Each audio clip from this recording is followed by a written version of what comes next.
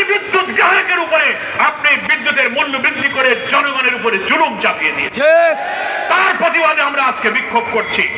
উচিত ছিল বিদ্যুৎ মন্ত্রীর বা সরকারের তার দেওয়া ওয়াদা রক্ষা করে বিদ্যুতের দাম না বাড়িয়ে বিদ্যুৎ সেক্টরে যে অনিয়ম, যে দুর্নীতি, তারপরে যেখানে সিস্টেম লস, ক্যাপাসিটি চার্জের নামে হাজার হাজার কোটি টাকা লুটপাট হচ্ছে, সেইটা বন্ধ করার ব্যবস্থা দরকার ছিল। সেইটা না করে আপনি দাম বাড়িয়ে দিলেন, টাকা খাওয়ার কাজে জড়িত আছে। ওইটা কমাতে গেলে তো সরকারের পকেটে টাকা যাবে না, বরং প্রান্তিক গরিব মানুষের বিদ্যুৎ বাড়িয়ে সেই টাকা তারা আবার পকেটস্থ করতে চায়। জামাত ইসলামী তার তীব্র নিন্দা জানাচ্ছে। আমরা বলতে চাই, নিয়ম অনুযায়ী রেগুলেটরি কমিশন গণশুনানি করে থাকে।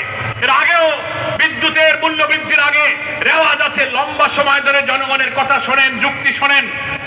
মাত্র 4 দিনের গণশুনানি হয়েছে।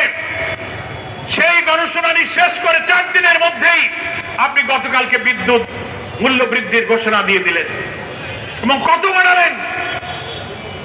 রেগুলেটরি কমিশনের যে টেকনিক্যাল কমিটি ছিল, কারিগরি কমিটি, তারা যে প্রস্তাব করেছিল উৎপাদন, সঞ্চালন, বিপণন, বিদ্যুতের সব